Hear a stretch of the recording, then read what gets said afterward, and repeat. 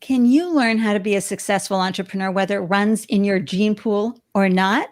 For over 10 years, our guest has been helping founders adopt an entrepreneurial mindset so they can grow a successful, scalable, and sustainable venture. Oh, yeah, it's Fab Female Founder Friday on the Startup Life Live Show. Let's glow, everybody. Woohoo! Here comes the dance music.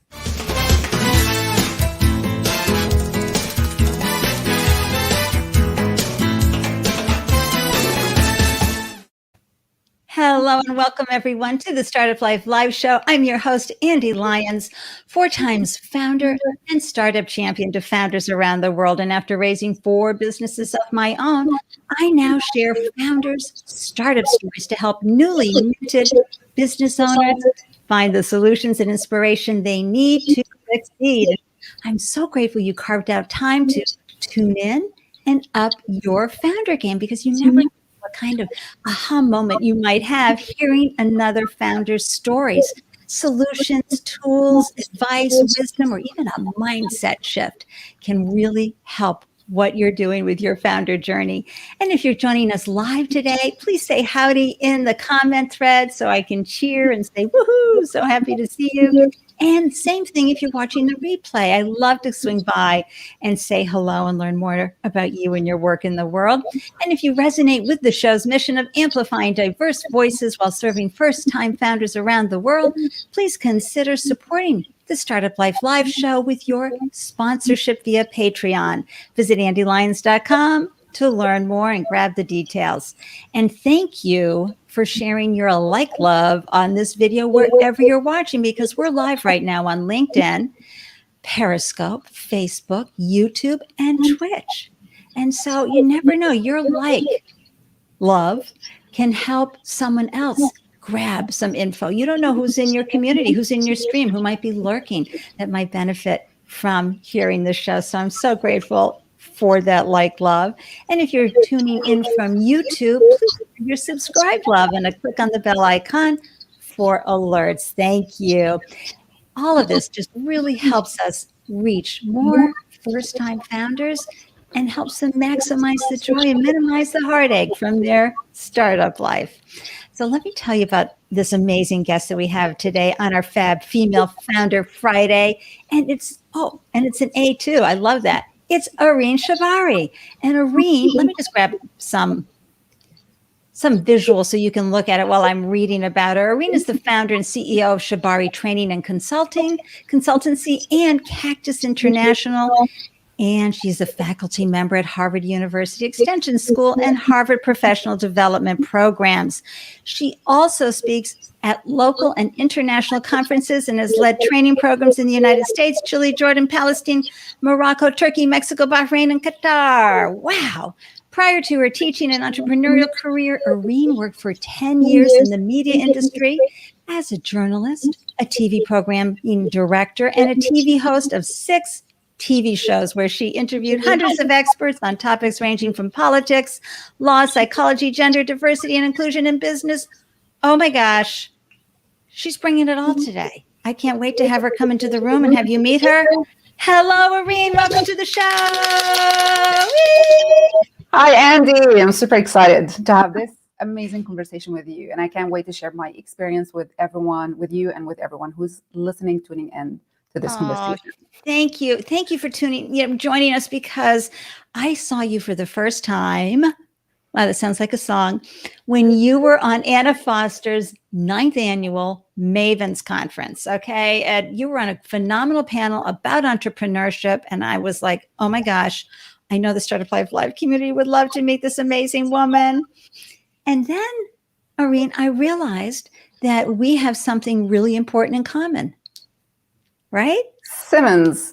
Yes. Simmons School of Business. Absolutely. Yes. And how did you hear about this all women's MBA program? Yeah, that's funny. So actually, I was born and raised in Nazareth, and then I ended up working for the top-rated TV channel in the country, and I did work for the channel first for 4 years, and then actually I applied for the Fulbright scholarship because I had a dream of starting my own business. And so my mom is my biggest kind of supporter, and she was like, "Hey, I heard about this scholarship. You can go to the US and you can study." And then I started looking into it, and then I applied for Fulbright. And of course, they saw my application, and all my application was about, women leadership, and it's all about women empowerment, women leadership, etc. And then they were like, "Okay, you know what? We have the great fit for you. It's Simmons School of Business." Now, when they told me it's all women, I was like, "What? Like, is it a religious school? Like, what's going on?" And I was like, "I don't want to go to the US to all women school." But then I was like, of course, they're paying so much money for my scholarship. And I was like, you know what? I'm going to give it a try and see what happens. And it was the best thing that happened to me in my life, to be honest. I have never been in such an encouraging environment. It was super competitive. It's, high level. You learn the MBA, but also every course that we took, it was always that kind of gender perspective that I really, really loved. And I know today that it makes a huge difference. When I graduated, I was always, kind of understanding what's going on, right? Like a male-dominated industry, and how to maneuver, and how to get to higher positions, and how to negotiate, etc. And at the same time, as you might know, you create an amazing community at Simmons. Unbelievable community. And here's one of the benefits too, is that so many case studies. And really, when you get your MBA, it's all about case studies. All right. You're looking at all these different industry relevant based, whether it's marketing, accounting, finance, whatever. You're looking at case studies of people who had to solve some really tough problems. Well, for, decades, it was all men in those roles. And so Simmons made a concerted effort. They launched in 1974 this all women's MBA program, not only to bring female leadership perspective to case studies, right? And so women, what you see, you can be, that level of representation, but also in the room, because these were two women who had their PhDs from Harvard and taught at the business school. So what they noticed in the classroom were the guys, because guys are always taught to be heard, to be confident, to really push it out there. And so a lot of times it would go a little quiet from the females in the room. And so at Simmons School of Management, we were like all adding so much value and having great conversations and never getting caught up in semantics. Absolutely. I loved it. I thought it was a great experience, and I can talk more about it, but it did influence actually my idea of starting Cactus International and the way I started it. Oh, that's wonderful. Yeah, we'll talk more about that for sure. Let me just say hi to a few folks that have tuned in. Hello, Mia. Oh, yeah. Oh, thank you. I just got and just got cut and colored. We talk about these things. Hi, Brent. I'm always happy to see you tuning in from Ottawa. Thank you so very much. And yes, how about the yellow and the fab hair for Areen? Thank you. We can do that because we're women and we are confident to talk about things like, wow, that color. Thank you. I know. Thank you. Mia. Where are you hailing from today, Areen? So I'm actually located in San Jose in California, Silicon Valley, the Bay Area, and I love it here. But I just want to say that I did live in Boston for 6 years, and I also love it so much. Weather-wise, the Bay Area. It's sisters, they really are. They're both Bay type of cities, and they are so interesting in their unique ways. We love San Francisco, something fierce, and the whole Bay Area as well. And of course, while you're dealing with drought, we're dealing here with flooding. So, it's exciting times on the planet. So your background, being raised and into an environment where you got into TV hosting and interviewing people, like how did that segue happen? Yeah, absolutely. So actually, here's a funny thing about me. When I went to high school, I'm someone until now, I'm like that. I'm someone has lots of interest and I want to do so many different things. And when I was about to graduate from high school, I wanted to do many things. I wanted to be an architect, and then I wanted to be, many different things, architect, maybe a doctor, maybe. many things on the table. And then when I started working, I did take a break for 1 year to work before I go to university. I got this advice from one of my teachers at school, who was, a well-known professor at one of the top universities in the country. And he said, you know what, don't go to college immediately. Take 1 year off to work and to think about what you want to do about, with your life. And so I did that.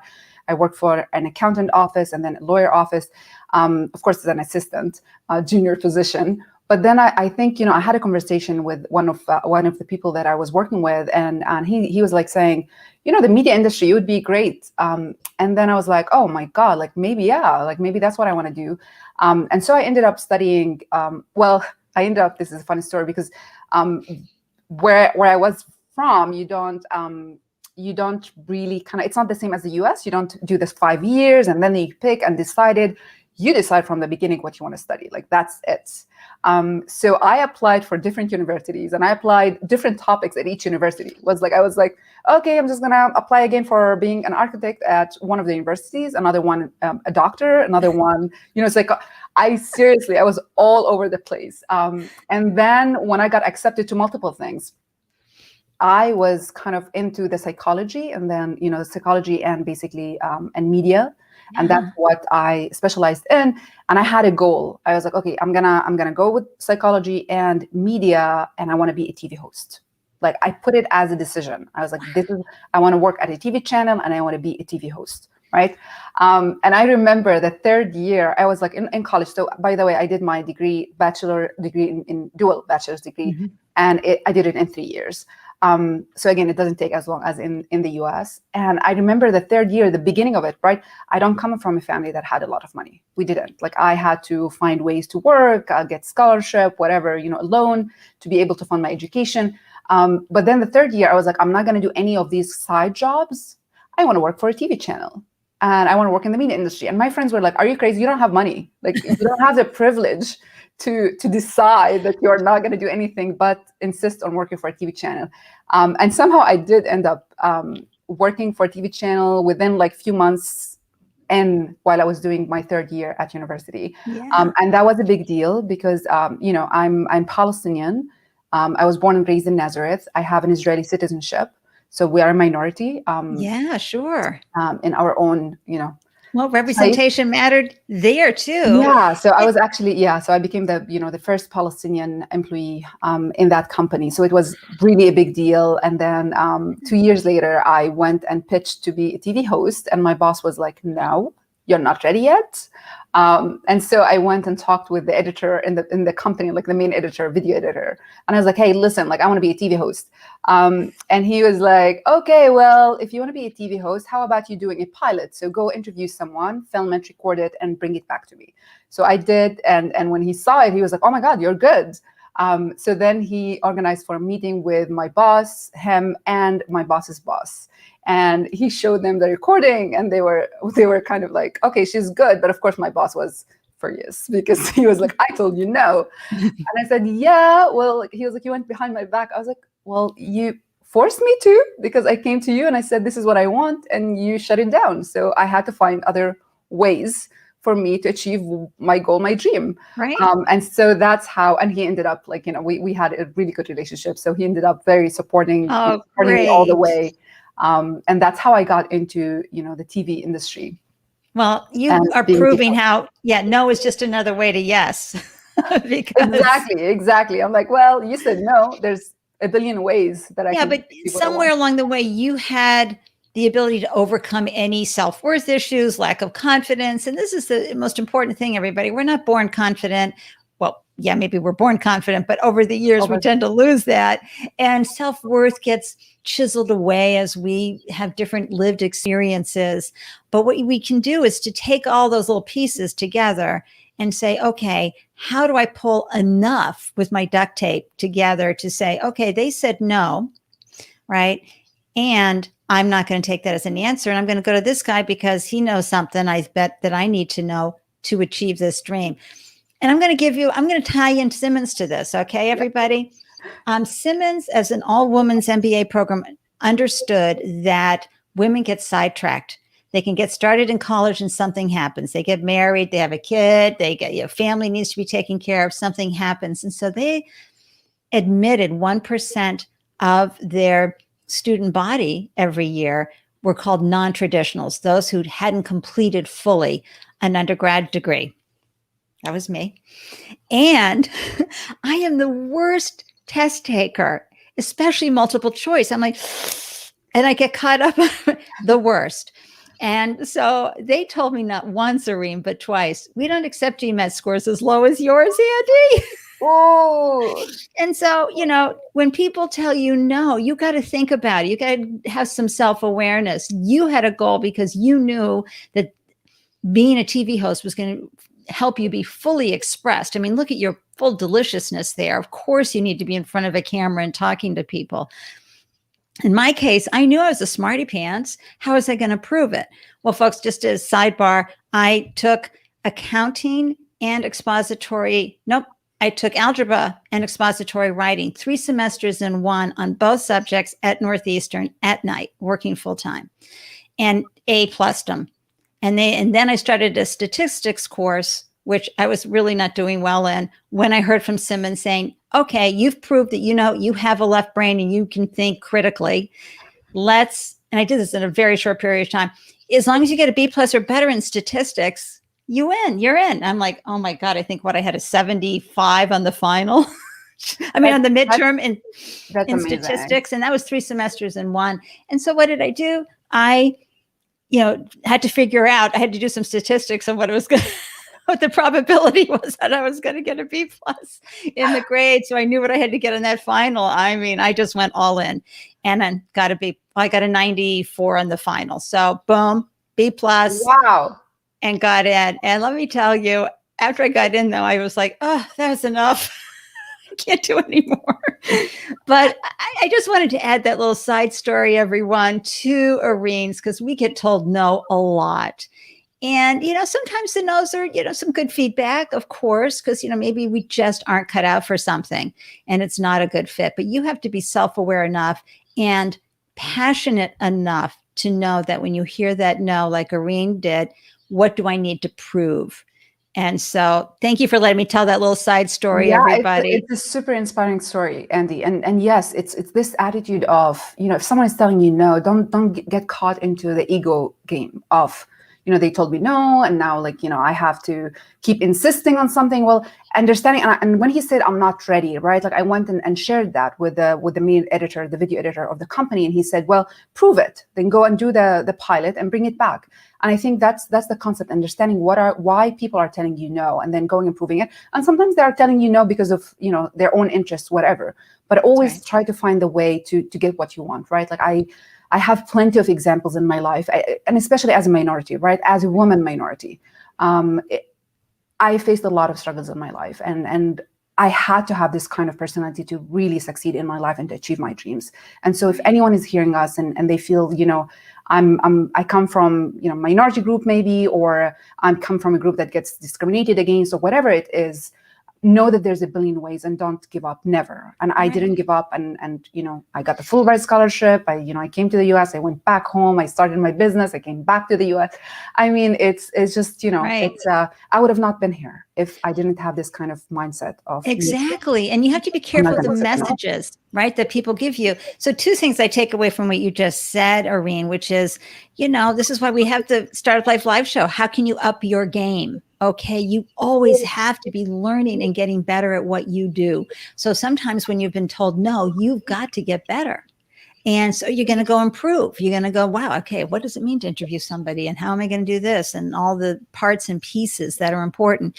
You need to do that for your business as well. So maybe you aren't ready. You're looking at this idea and this dream of having your own business while you're on payroll somewhere, but you can start figuring things out. Where are my holes? What do I need to know about? What do I need to take get better at cash flow or marketing or whatever you're going to need to launch that business? Even technology, you can get better.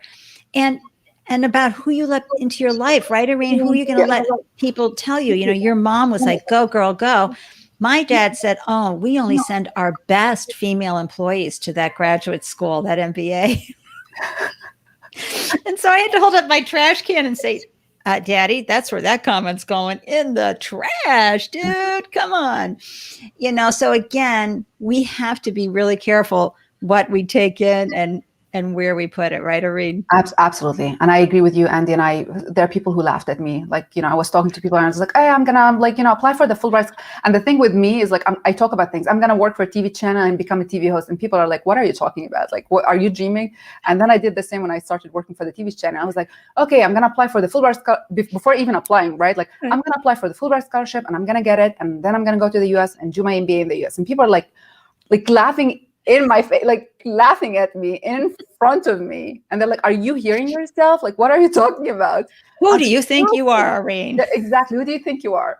And I was like, okay, you'll see. And I don't think it's an overconfidence, but I do think that if we're clear about what our goals are, and I worked hard, like I never got anything easy. I worked really, really hard in my life. And while people at university were partying, I was studying, I was looking for a job, I was, so they were having fun while I was working really hard to achieve my dreams. And the same with the TV channel. I was working long hours and then coming home and studying for the TOEFL or, the GMAT, etc. And those are tough.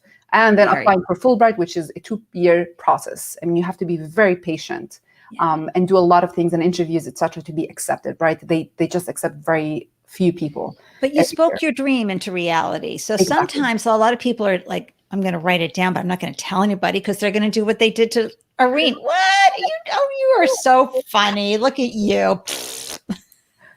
Yeah. I mean, for me, it motivated me. I'm like, okay, you'll see. You'll see. But yeah, it never made me feel, I mean, it did sometimes kind of made me feel kind of, why are you laughing at me? Like, why? And then slowly I started understanding that sometimes their reactions is representative of how they feel inside. And it has nothing to do with me, that there are people who are afraid of taking risks, etc. So they project basically their feelings on me, and it has nothing to do with me. Yeah. So that's what happens. And I would say this also, the first 2 TV shows that I hosted while I was working for the TV channel were about women. So I interviewed 60 Palestinian women, brought them on stage, talking on TV.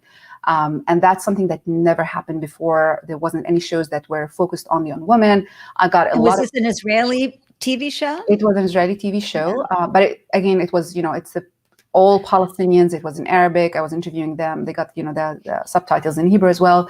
But it was, bringing Palestinian women onto the main screen. And that's something that never happened before. I got a backlash from men in my community saying, we don't have many Palestinian women who are that exciting to, have 2 full shows about them. And I was like, well, how about you watching the shows and then talking to me?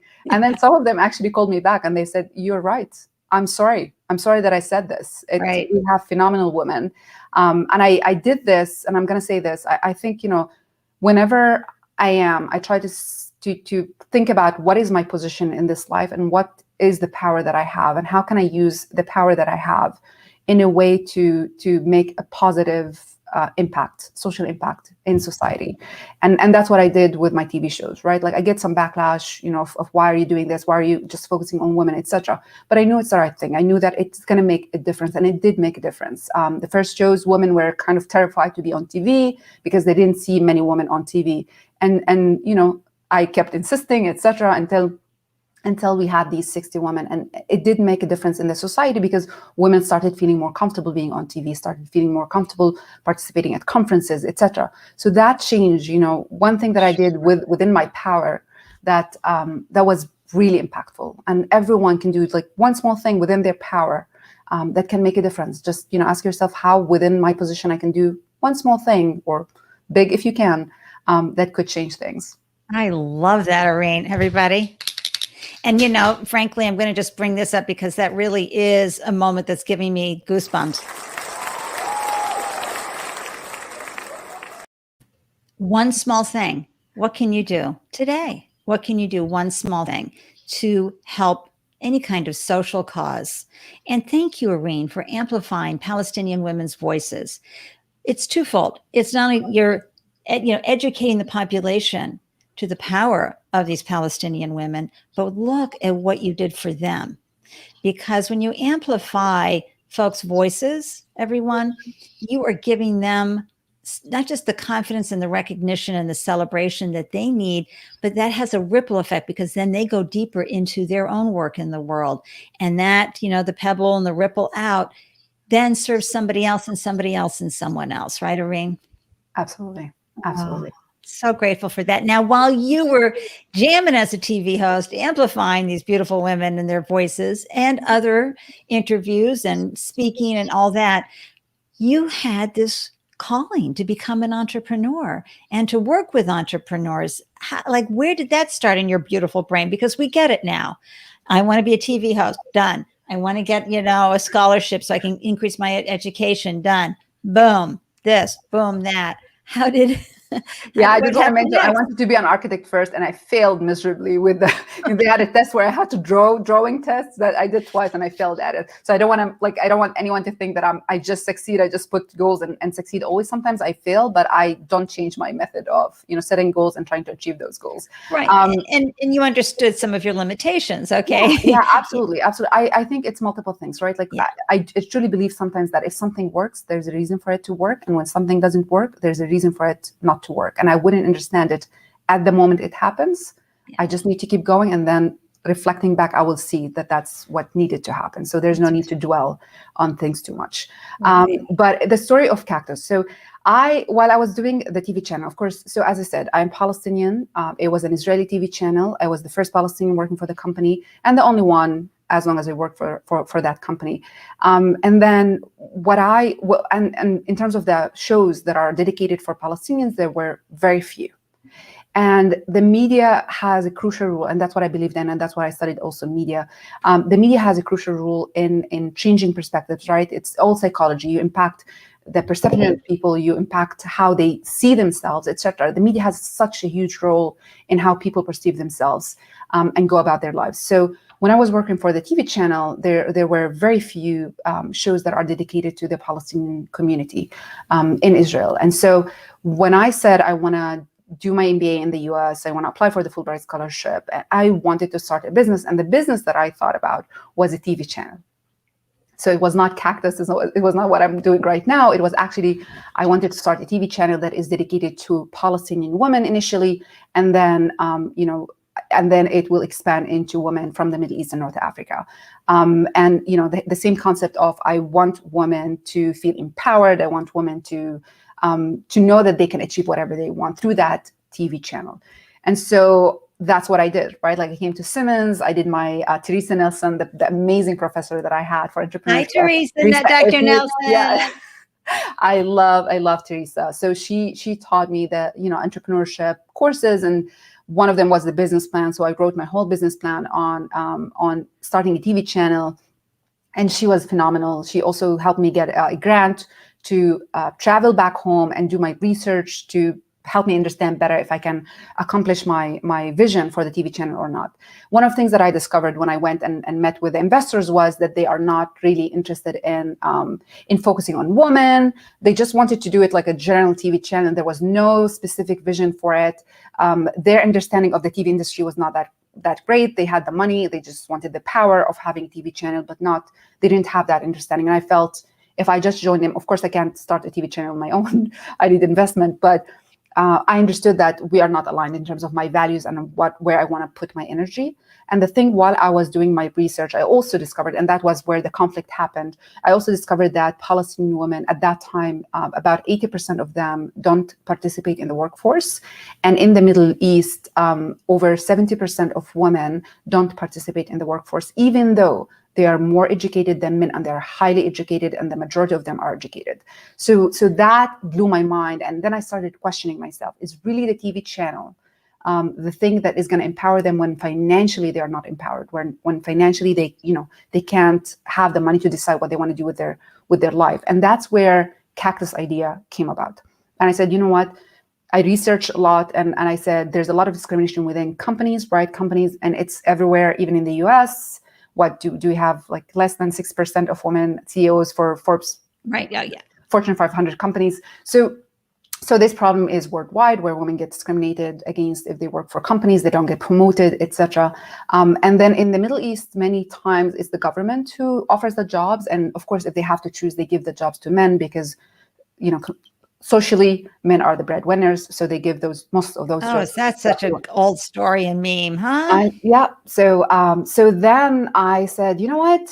Like, I'm not gonna try to convince companies to hire them. Governments cannot create new jobs to satisfy the needs of everyone. So it's like, how about the most empowering thing would be for me to teach women how to start businesses, so they are the head of those businesses from day one. Like, there's no need to work hard to get up the ladder or whatever it is. Or convince anybody that you're qualified. I mean, you're going to go serve a need and solve a problem for customers who are coming from a completely different place. I mean, you're still going to run into bias, of course, for B2B. Wow. So let me just throw in a few comments. Mia saying Areen's background is impressive. It sure is. How many languages do you speak, Areen? I speak 3 languages, English, Arabic, and Hebrew. And then I also understand Spanish. I'm not going to claim I know how to speak it well, but I do understand Spanish. And agree. Wow, those statistics, Mia, on female versus male education. Yikes. And I love the eye roll on that old trope about breadwinners. And I got to tell you, there's some men who would love to be full-time dads. They would love to be, and they've got that going for them, or they'd like to just be in their role and, having a fellow or their partner bringing in the money. That sounds great. Yeah. But I just want to say that this bias is also exists in the U.S. I mean, open at any kind of business. Just open the page and see who are the executives, right? And you'd see that most of these executives are men. You barely see anyone. That just shows that women don't get promoted as much because of the same kind of concept. I'm going to try not to get on a soapbox on that. Let me just hold back. Lori, I am so happy to see you. How are you, Minnesota goddess? Areen, I admire how you see beyond what is and reach for what could be. Thank you. Such a lovely comment, Dr. Lori, a gerontologist, by the way, everybody. Okay. And no fall. Okay. So this is one of my favorite people in the whole world, but also he is such an advocate for entrepreneurs. He's had his own businesses, and now, he helps other founders through investment or mentoring. I'm crazy about this man, something fierce. How you doing, Nafal? And, hello, goddess. He's got it, right? Thank you. That comes from my food manufacturing business, folks. I had a premium granola called Goddess Granola, and it was divinely delicious. And I was the chief executive goddess, and it stuck. Wow. Another little sidebar. Thank you, everybody, for your wonderful comments.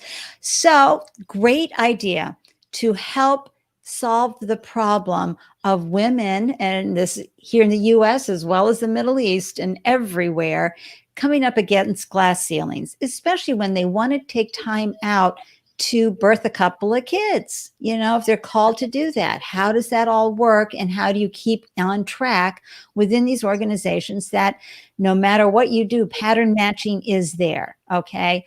And so you're going to run into these constraints. Not everybody's going to see them. So you solve the problem by saying, okay, I don't need a TV channel. I need to get in there and show these women how to launch their business.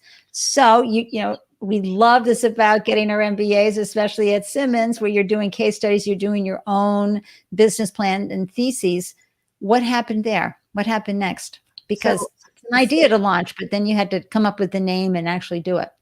Yeah, so actually I started applying for, the competitions, business plan competitions. One of them was Echoing Green. And so in the application, you have to answer lots of questions and I studied business, I did my MBA, I studied entrepreneurship.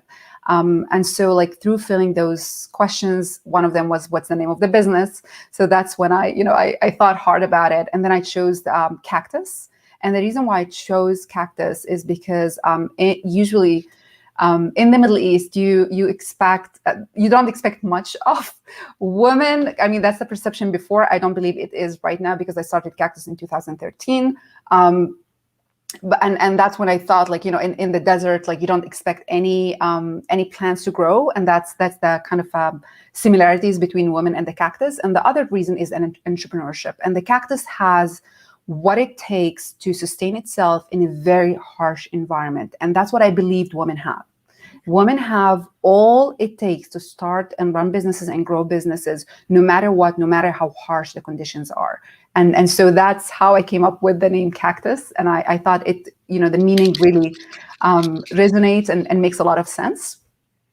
And I love the name. So now how did you find, because as a service that you're really wanting to help these women, you would have to then set up a curriculum. Yeah. And how am I going to get them involved? Is it going to be an accelerator? Is it going to be funded by companies sponsoring? I mean, there's a lot of things you had to figure out. Yeah, absolutely. So after I graduated from my MBA, I did some kind of work in the US for a couple of months, and then I decided to leave, and I left, and I went back home because I had, Fulbright. They force you to go back to your home country for 2 years at least. So it's like, okay, let me get started with those 2 years. And then I went back, and when I went back, of course, I continued with my TV hosting. So I continued hosting TV shows. And then at the same time, I was like, I need to start Cactus. I need to make it a reality. So I started interviewing people from the government, people who head NGOs that work with women and women entrepreneurship, etc. I started interviewing women. I did a lot of research. I read a lot about what's happening in terms of entrepreneurship and the gaps that exist in the market. And what that led me to believe is that there's a gap in the market that I can fill. NGOs were working mostly with women who are, they usually in very harsh conditions. And the way they were working with them, it was mostly kind of, hey, start something small in the house to help the family. And so they didn't know much about these women. The idea was mostly kind of just to help. And then when the man gets back to be working, then the woman can stop the business kind of thing. And I hated it. I was like, no, that's totally not where I'm coming from. And so I did hit a niche in the market, which is I was actually working with women who are educated, women who have work, not necessarily, maybe they're educated or have work experience, but women who are ambitious. That's what I cared about. Women who are ambitious, who want to grow, to start businesses and grow these businesses. The idea was that they would start businesses and be able to grow them so they can hire other women, and creating that engine of employment that I was wishing for. So that's kind of how I decided the niche, the specific customer that I want to target. And I would say to all entrepreneurs, this is so crucial. Deciding who you're targeting exactly is very, very crucial, because you don't want to go after everyone. It's very expensive. It's exhausting. But if you focus on a certain segment, then it's easier for you to find out how to create that product or service that would match these needs or exceed the expectations of that specific segment. And so that's what I did. I started interviewing more of those women, understanding their needs. And I had many ideas, but of course I had to be to be aware of what I have in terms of resources. So I wanted to start an incubator, but then it's much more complicated. You need investment, etc. And then I said, you know what, I need to get started. I need to get started with solving the problem and not delaying starting my business. Because you had done all the studies. So to me, you were almost there improving your value prop. Exactly. Okay, everybody, because this show, I'm always asking all my guests, how did you? And this is key because, and doing all that research, understanding your niche, understanding this, the psychographics, and anybody, if you want to just ping me, I'll send this to you. This right here is what you always have to be focused on: the motivations, goals, behaviors, expectations, who they are, how they vibe, everything. So you figured all that out. You knew who you were going after, but now you got to prove that they want what you're having. So here's what I did. So I first of all, I saw someone. So I was like, I need a place, right? And a couple of NGOs told me, you can take our place. You can just use our place. And I wasn't feeling comfortable with that because of how they were doing things, and it doesn't really match with how I want to do things, and it doesn't match with my segment, until I found someone who actually also got the Fulbright scholarship, and he was talking at a conference, and his name is Habib Hassan, and he was talking at the conference, and he was like, we started this VC, and we have our offices in Nazareth, and if anyone wants to use it once for a meeting or whatever it is that helps the society, we are happy to give you the space for free. And I was like, great. So I went to Habib and I was like, hey, listen, So I was like, listen, I want to start a business, and I want to teach women how to start businesses, and I need a beautiful space, and your space is beautiful. And the concept of doing my business in a VC office is exactly links with what I want to do, right? I want women to be ambitious, to start businesses that are growing. So it was like, this is perfect. So I was like, I'm going to come. And he's like, oh, okay. Like, how many times? I was like, what do you mean? Like, the whole course. Like, I'm just going to do the course. Like, it's 10 meetings. So I'm going to come to your office 10 times and do the course. So actually I ended up like doing about 6 or 7 courses at his location for free. It's a beautiful, beautiful office. And he was a great supporter for Cactus. Not only him, I would say this too. It was hard for me to go back home and convince people that I'm teaching them how to start businesses, right? Like, this is my first business. So then I had to be strategic about it. And so when I was thinking about the training itself, I said I need to bring guest speakers who are known in the community. And again, mostly they are Palestinian, so they can, women can feel that they can also do the same, and they can also create businesses and grow businesses. And that's what I did. So I found like guest speakers, about maybe 10 in the first course, and I talked to them, and they were like so supportive. I couldn't believe it. Like, anyone there, like, ask people for help. People were super supportive. They're like, yeah, we're on board. We want to be part of this. So they would come in and talk about whether, maybe their background was in accounting and how to set up projections, to marketing strategies, to here's what I learned from my business. Branding, investing, and what does it mean? How do we ask for investment? How do you fund your business? Everything. I got amazing guest speakers who are coming in. And then I heard from the participants that I'm good at teaching, and that I need to teach more, that I have this ability to explain hard to understand terms in an easy way to understand. And I was like, oh, okay, so that's good. But this is how I did it. I had to increase the credibility, and that's how I did it. But how did you here's get the catch? How many people? Oh, okay. Here's the catch. So you asked me, how did I start? I was freaking out, everyone. I was freaking out. It was slow sometimes. I would feel depressed. I'm like, I don't know how to start. I don't know where, like, how do I do it? And then one of my friends, Lyons, she told me, she lives in Canada, and she was like, why just do one small thing every day, one small thing. She was like, maybe you can start by opening a Facebook page. And I was like, you know what? Okay. So I opened a Facebook page, and I started writing about the business, right? Like, that there's a course.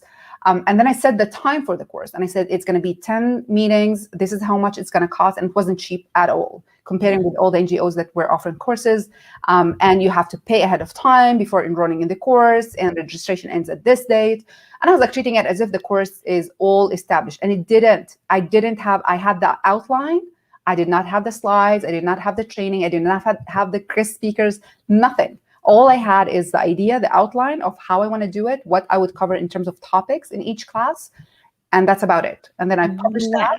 And somehow women were calling me. And I was like, what? Wait. And they're like, okay, we're going to, and I was like making it hard. I was like, because I want to prove that it's going to work. And I was like, okay, so you have to give me checks, or you have to pay in cash. Like, you have to pay for the whole course in advance. Like, that's not, and I'm not known in the, like, I'm just starting to build my brand. I'm known in the TV industry, right? Like, they know me from the TV industry, but not as someone who teaches how to start businesses. And so women started coming and giving me checks or paying in cash. And I was like, man, like, it's happening. I have to do it. And so that's how, for me, the proof of concept is putting myself out there, asking for money, being confident about it. And then seeing that I actually got women enrolling, and I had 15 women, by the way. The room that I used wouldn't take more than 15 women. So, but still, I mean, that is just so big. And again, I'm just going to say hooray and celebrate you for that moment. Let's just do a little clap around. Because you did the hard work figuring out who your niche was. You pulled together, you found the space, all of that, but still it could have been crickets. So, sometimes it's timing. Sometimes we're too early. Sometimes we're too late on what we're doing. But you found the women who had the money, and you found a price point that resonated with them, and you put it out there, and you had a cap at 15, which is great, because that's going to give you some real, bookends, right, on who and how this information gets absorbed. And they would come in person? Yes. I had women who were driving 3 hours in the morning to come to the class. Yes, to the course. I had women driving, from 1 to 3 hours. It's not a big country. But I had those women who would wake up. And again, as I said, I wanted women who are ambitious, who are willing to make that effort, because that's what's required for you to start a business. Business is not really a hobby. It's really working hard. It really is, day after day, doing what your good friend Lillian from Canada said. Yeah, I know. I love it. One step, everybody. Honestly, it's just this, it's the 10-year, sat down for 10 years overnight success. But, so important. And I want to say also this to all entrepreneurs out there, because Simmons had a huge role in me starting that business, and the idea of focusing on women only and not bringing men and women together. The idea behind it is sometimes if you have two groups and one of them is not as confident as the other group, when you put them together, the one that is confident will dominate. And so sometimes you have to get the group that doesn't feel as much confident to the same level, and then you can put them together. I'm always for bringing men and women together. We're one society, one community, etc. And bringing everyone and diverse groups. But sometimes in terms of strategy, you have to bring the group up to the same level so they can feel you mentioned that when women, when you ask questions in classroom, men speak more than women. So you have to bring women to that confidence, that same level. So when they're with men, they feel comfortable, they speak up, etc. And that was my idea behind Cactus. It's not for women to only work with women. It was mostly to get them to the level that they feel confident to really maneuver the male-dominated industry, which is in entrepreneurship and business, etc.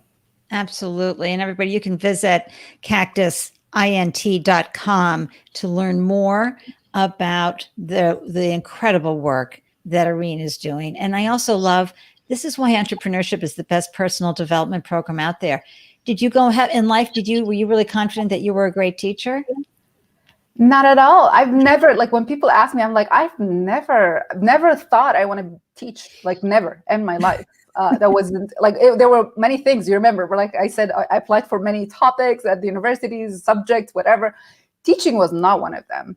And only through my business that I discovered that I love it. And I discovered through the participants that I'm good at it. And that's how I eventually, transitioned into teaching at the top universities here in the US. That's right. That's right. We'll talk about that in just a second. Yeah. Yes, Laurie, I'm just going to go back to the fact that cactus analogy to women, bullseye, for sure. For sure. And hi there, BB Fabulous. I'm thinking it might be Asia. Hi, Areen and Andy. Firstly, it's Areen. Your hair is beautiful and fits your personality like art. And it sounds like you put yourself in their shoes at the point of sale and worked your way back. There we go. Thank you. Perfect. And then NoFall is saying public speaking and debating is a big part of being an entrepreneur. And I like Areen's point of leveling up the players for an even playground. Thank you, NoFall, for that. Absolutely right. And, it's not easy, in different environments, to do that. And it could be a bunch of women who are at different levels. You want to make sure that there's always going to be that opportunity to raise people up. So then, as you said, we're working at the same game. And how did this lead to you getting picked up by Harvard's professional development and Harvard Extension? Folks, Harvard University, we're so blessed to be in the town that this university is at, because they provide so much public education. Very rare do you see an Ivy League college or even a high-level state school that provides opportunity to learn, that shares their incredible professors and instructors with the general population. Share that, Areen, and how you got picked up. Yeah, absolutely. So it was a goal too. So I did, I married, my husband is an American Lebanese. And so that's how I was able to come back to the US and get my green card, etc. And so while I was back home, I actually connected with Teresa.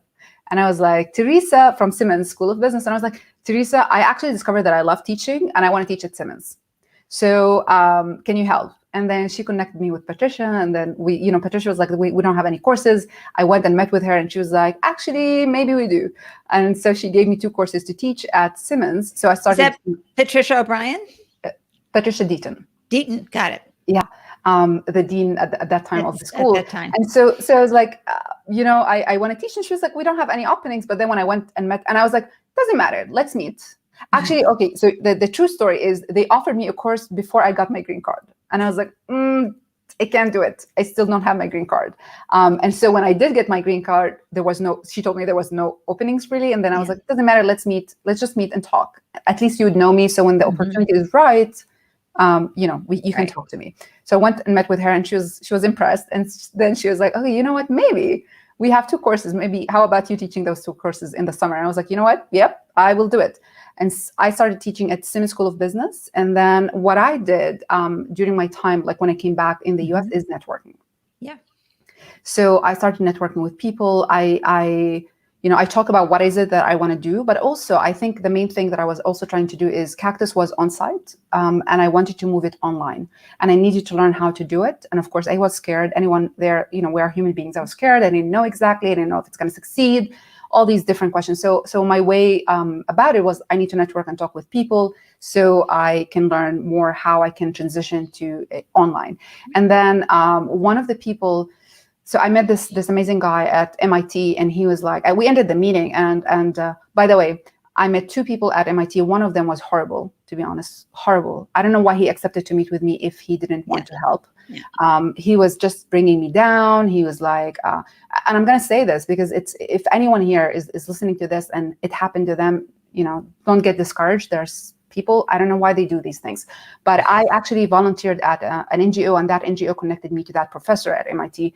And he met with me, and he was like, yeah, sure. And I went to meet with him, and I was talking about I would love, what are the ways, if I want to teach at MIT, what are the ways to do it?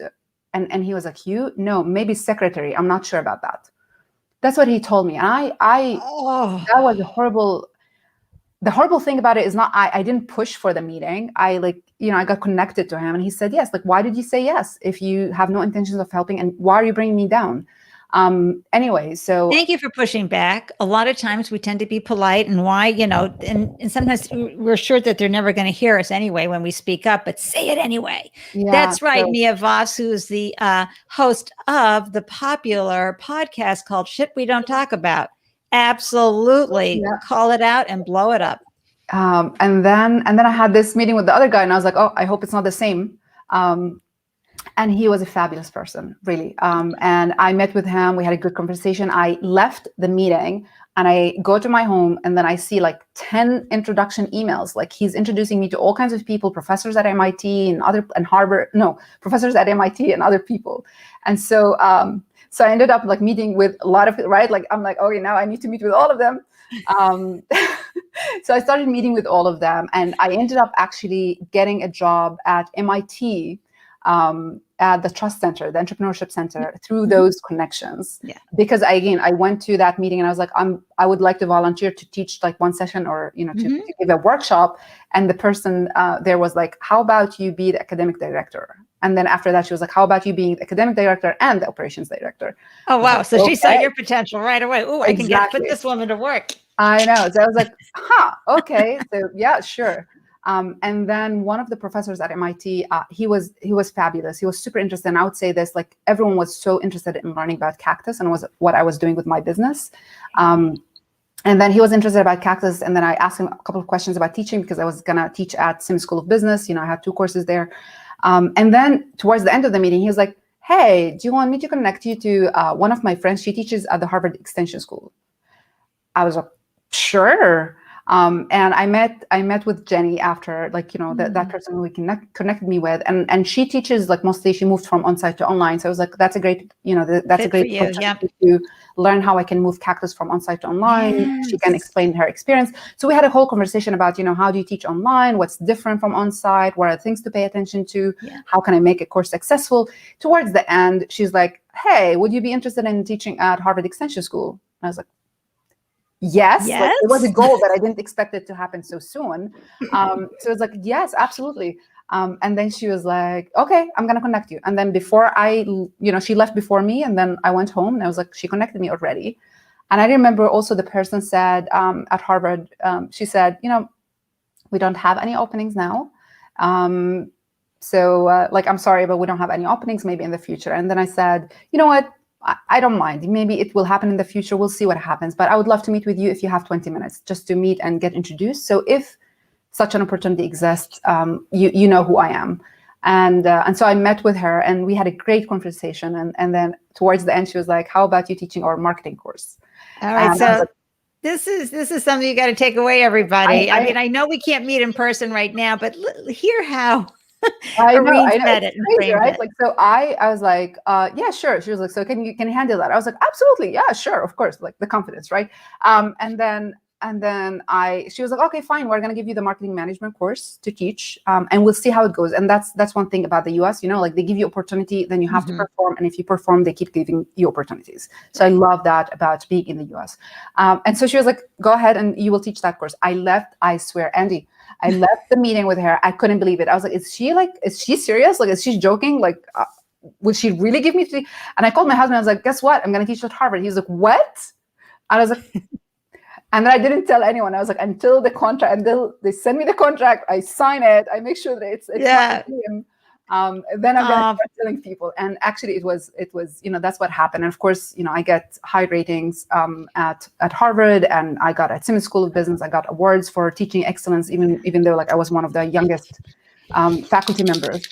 Yes, Areen. Yeah. But this is the common theme though, with everything that you've done, which is let's take a meeting, whether it's online or in person. Let's just get to know each other. And folks, again, it said, how do you get to yes when it's no? And a lot of times it really is talking to someone and being able to share your vibration with them, having a conversation, finding out what they're about, and helping you bridge the gap to get where you want to go. I love that. Think about that with investors, everybody, with if you're B2B clients or someone that you want to get on your board or have as a mentor, release them from anything other than a delicious conversation. And who knows, magic might happen because you showed up. Yeah, I would say this, Andy. I learned no one owes me anything. Really, no one owes me anything. And if anyone does anything for me, I'm grateful. Like this is how I approach my life. And when I network with people, for me, they are human beings. It's an opportunity for me to connect to a human being, and that's very precious. Yes. And no matter if they help me or not, right? Like they have the right to help me or not to help me, depending on what's going on in their life, how much overwhelmed they feel. Like I don't know much about people, but the opportunity to meet with that person and for them to share with me whatever they can share with me is enough. If they do beyond that, then I'm grateful for whatever they share and whatever they do beyond. And many people do beyond when they feel that you're genuine. And I'm truly genuine when I meet with people. I don't, like I talk to people, I'm like, if it happens, it happens. If it doesn't happen, it doesn't happen. But having a nice relationship could maybe in the future, right? Like you never know how things turn out. So yeah, like this is one of the biggest tips that I give about networking. And also when you go to network with people, research who they are, and also have some questions where they can, 100% they can help you with, they can help answer. Don't go with like, I just want to find a job and how can you help me? That's not, I didn't do that. Like the professor at MIT, I was like, he's a professor, I'm trying to start teaching. So he knows a lot about teaching. So I had a couple of questions about, what's your advice about teaching? So that person can feel valuable in that meeting and they're sharing their experience, and it's not hard for them to share that experience. If they do anything beyond that, that's really amazing. But it's not just sharing their experience with you is sometimes, for me, it's really very valuable. And maybe, I know that we're towards the end, but I would say this too. Sorry, so my printer just started going off. I have no idea. I'm just going to shut it down. It's like, what is that noise? We have a big hurricane going on here. I'm so sorry, everybody. Live TV. But I want to say this before I forget, that the reason why I started my business, many people helped me. Like this is the truth. Like I didn't do it alone. Many people helped me. Many people were there to support me. And I would say also other entrepreneurs, right? At Simmons, in the entrepreneurship program, I had other women with me, and one of them is my best friend, Sarah. And we were working together on our business plans. We were working together on applying for grants and pitch competitions, etc. And even when I left the US and I was back home and trying to start my business, she had helped me a lot. Just kind of checking in with me and saying like, what did you do with your business? And me doing the same. What did you do with your business? How can I help you, or how can we support each other? And that was major. So any entrepreneur out there, you need other entrepreneurs. Sometimes we get so consumed with managing the business, right? The operational part, but the psychological part of having that support is so huge, because we feel lonely, even though I had a team, that I'm managing, etc. But even when you have a team, it's not the same. They're not your colleagues, right? Like you can't share with them your low points many times, because it might impact their morale, etc. And that's why it's important to have those entrepreneurs next to you who go through the same path. And that support system is crucial to keep going. Yeah, and that's why you need to tune into the Startup Life Live show, everybody. Shameless plug, because you hear. So sometimes they might not be around you, but you're going to find other ways to have community. You can reach out to Areen at any time and just say hello and connect and follow. It's just so important for you to know that you're not alone, that founders are going through and struggling through some of the same things that you are as well. So I love that advice. The whole show was about how to adopt an entrepreneurial mindset. And we've been talking about all these wonderful different tactics and mindset hacks through Areen's stories. Okay. Through her startup story, she's revealed so much for us along the way. But what are some fine points for women entrepreneurs? Because this is what you speak so well to and about, because Cactus helps our women in the Middle East in becoming and launching their businesses. But the same stuff is going on here in the US. We sometimes may look like we're an evolved country, but in some areas, the same biases are there. So let's talk a little bit about how women entrepreneurs can adopt that mindset and dissolve some of the indoctrination that they've picked up over the years. Sure. So in the US, I also have a business called Shahbari Training and Consultancy. And through that, I do work with corporates, entrepreneurs, and do training and consulting as well, for both in coaching. So that's how I can help businesses or corporates in the US and sometimes overseas, men and women, and not only women from the Middle East. And my tips for kind of how do you adopt an entrepreneurial mindset, right? Like how do you become successful as an entrepreneur? One is really the ability to be optimistic, because you don't know what's going to happen. So being comfortable with uncertainty, being optimistic that you are doing your work, you're going, you're studying, and I'm saying, you have to conduct the research. It's not like taking risk without being calculated. So it has to be a calculated risk based on knowledge of the business world. And that's why I teach my course on how to start a business, because that's a must. That's a must when you have a lot of competition in the market, especially. And then, so studying the market, being knowledgeable about business, that's one. And two is being optimistic, that believing in your idea, believing that the whatever you're working on is going to work out. It's going to be validated in the market. Mm-hmm. And trying to prove it is very, very crucial. Finding opportunities in challenges, that is so important. And I was able to do it through, studying entrepreneurship, is shifting my mindset into seeing challenges as opportunities, because a challenge that happens to your business, that means if you find a way to overcome that challenge, it might differentiate you from other businesses. So it's an opportunity for you to excel, to differentiate yourself.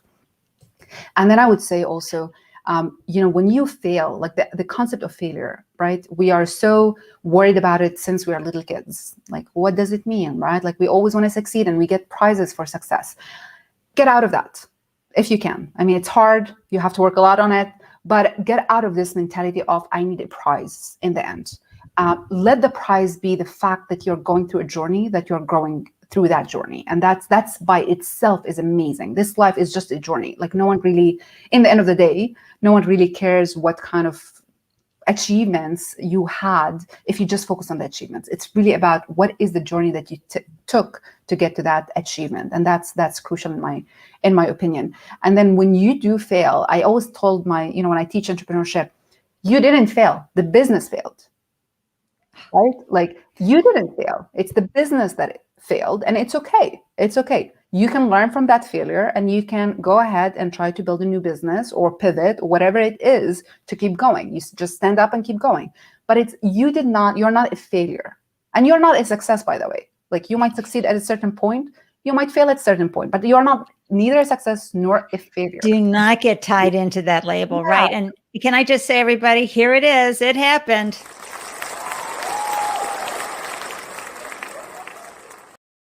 When your business fails, you did not fail.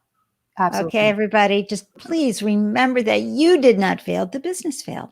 Yeah, and I would say the same with success, because if your business succeeds, and there's plenty of examples of companies who are so successful, Kodak, for example, you don't get so attached to that success, because that will prevent you from taking risks, from trying to innovate, from trying to, bring new value into the market. So I would say, don't get just focus on the journey itself and the growth. Find people to support you, and you support others as well as much as you can. And then creating that, the motivation, right? If you have team members, being able to motivate your team members, being able to also treat them as human beings. They're not machines. As human beings, being empathetic towards them is so crucial as well. And it's part of how your business can be successful. Anything else? Yes, creativity. Yeah. Like the more you read about things, I don't focus just on your business. If I'm in the education sector or training sector or whatever, go and learn about medicine, go and learn about, different topics. And you can do it either by attending pitch competitions in different fields. Just by attending those pitch competitions, you will have a view of what's happening in those different fields and what entrepreneurs are working on, because that does increase your creativity, and creativity is crucial in entrepreneurship. Resilience and perseverance, just keep going no matter what. And I'm not saying no matter what, like if the concept of your business proves to be not successful in the market, that consumers don't want it, that means either you have to pivot or the idea itself is not working. Keeping on trying, insisting on that idea is not good. So that's the time where you have to shut the idea down and then start something new. Like that's not the end of the world. Just start something new, building on your experience. And it's known that entrepreneurs sometimes fail 3 times to succeed big. Oh, look at one of the co-founders of PayPal. Exactly. Failed miserably again and again and again. Like the 4th business failed, but not as bad as the other 3. And then he co-founded PayPal. And he, I'm sure, doesn't look at success or failure, just like that problem solving. And remember, folks, I'm always saying this, I know, but Uber and Airbnb would not have had a chance ever if we hadn't had the economic collapse. So sometimes it's timing ahead of your time. I know tech companies who had something that was just ready to go, but the cell phone companies, Motorola, everybody, iPhone hadn't happened yet, had not turned on the GPS tracking. So sometimes you're hovering while the world catches up. So there's so many reasons. Oh my gosh, Areen, you have shared one gem after another. What is it that you're working on that's really hard right now that we could add wind to your sails? Share. Okay. Well, to those out there that know women entrepreneurs from the Middle East and North Africa, I have a business plan, an entrepreneurship course that is launching on September 8th. So if you know those women, or if these women are watching us or seeing this interview, then register to the course. That's one. And of course, anyone else who's hearing this conversation and is looking for consulting or coaching in the business world, entrepreneurship, or needs a training for their businesses or corporates, then I'm here for you, and contact me. That's yay. And do you speak to accelerator programs like a mass challenge or places like that as well? Do I speak to them in the sense? Yeah. You're available to come in and be a keynote speaker? Absolutely. Yay. Absolutely. Yes. I speak at lots of conferences in the US and also overseas. So I would love to share my experience with accelerators, incubators everywhere. And thank you for that. And as I said earlier, you have provided and dropped serious gems you're like the fireworks, right? They do the one thing, they got the beautiful dad, and they've got the, and chrysanthemum, and then this happens, but then there's the finale. You provided that beautiful wrap up at the end for how we can be better entrepreneurs, how we can adopt that entrepreneurial mindset. One last question before we wrap up. It's so hard to stop talking to you because I just want to grab even more information out of you. But please share with folks how entrepreneurship has served you, because you've had a lot of great things that have happened as a result. But how has it helped you both professionally, but personally as well? Yeah, I would say, when you work for a company, usually you have a specific job to do, and you don't have a lot of autonomy to make decisions that impact the whole company. Entrepreneurship is really different. If I learned, some things while I was working for, and by the way, even at the TV channel, I was someone who initiates always and tries to do other things, bringing in just on my own time. I'm not even paid for it, but I always try to bring new things so I can learn more and more. But of course, that experience was amazing, but it's nothing like starting your own business. I had to learn how to sell. I had to learn how to create a website. I had to learn how, to pitch my business. I had to learn how to find resources, right? Like talk to people and find resources and guest speakers, etc., for my business. And I had to learn how to create an amazing content and how to teach in an amazing way that is attractive, that is memorable, that is impactful. There's a lot of skills that it's hard for you to learn if you just work for one company. Running a business means that managing a team, hiring people. So all of that is like if we think about the scale or how much you learn in a short period of time, there's nothing like entrepreneurship. Right. And then at the same time, the entrepreneurship, being an entrepreneur is all about solving problems. And I think one of the skills that all companies look for is people who can solve problems, right? So you have that in place. The minute that you decide to be an entrepreneur, you're going to be faced with billions of problems. This is what entrepreneurship is about. And it's all about, how do I solve it? How do I solve it? How can I differentiate myself? How can I do better? How can I convince people that I'm providing value to them, etc.? How can I build a community? And so that learning curve is much, much faster than any place else. And I would say, I mentioned in my experience that one of the reasons why people were talking to me while I was networking and interested in talking to me, a lot of the conversation was about Cactus, and they were impressed by me starting a business. And that opened doors for me to teach at Simmons, because I brought them the evaluations of my courses at that I launched. It helped you segue. It helped provide you with credibility. Exactly. So imagine like someone is hiring you to sell, but you started a whole business from scratch. You made money out of it. Yeah. So of course you can do sales, whatever it is, right? And of course you can lead a team, and of course you can do what's the most important thing: solve problems. Exactly. And be creative and entrepreneurial in the way that you approach things. Oh, I love that so much. Thank you so much for joining me today. I'm going to pop you in the green room while I do a quick wrap up on the show.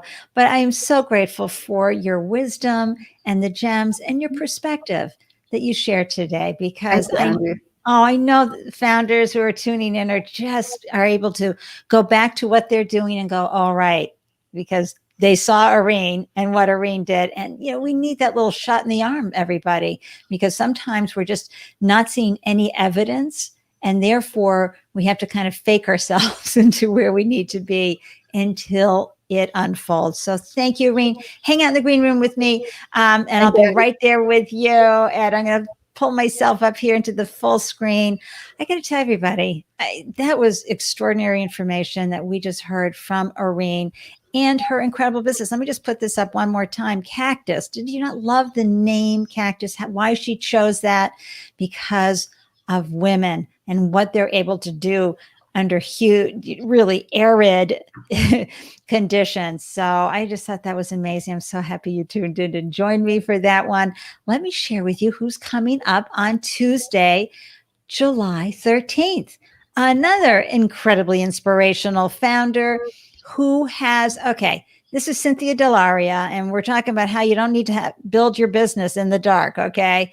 But this is a woman who started her first business at the age of 15 and sold it 4 years later.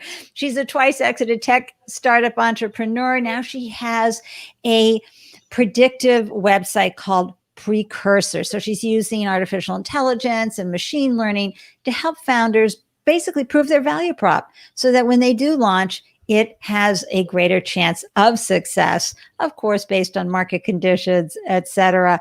So we're going to learn so much from Cynthia next Tuesday, July 13th at 12 EST. And here's how you always get an alert for whenever I launch a new show. I'm airing most Tuesdays and Fridays, but you can find out what are the topics, who I'm interviewing, etc. Just hop on to the meetup group, and that is bit.ly/Startup Life. Live is on all caps for those listening on the podcast. And of course, links will be in the show notes, and all the links for connecting with our wonderful guest today, Areen, will also be in the show notes. And I have to tell you, I'm so excited for all the guests that are coming up in the show. So be sure to get onto that meetup.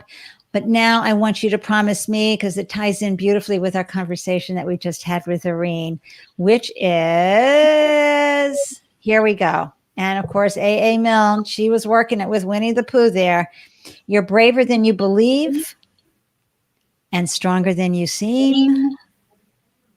and wicked smarter than you think. Okay. You know, and remember that stitch it on a pillow moment. Your business was a success or was a failure, but it does not identify who you are in life. That's just going to be my favorite takeaway from today's show.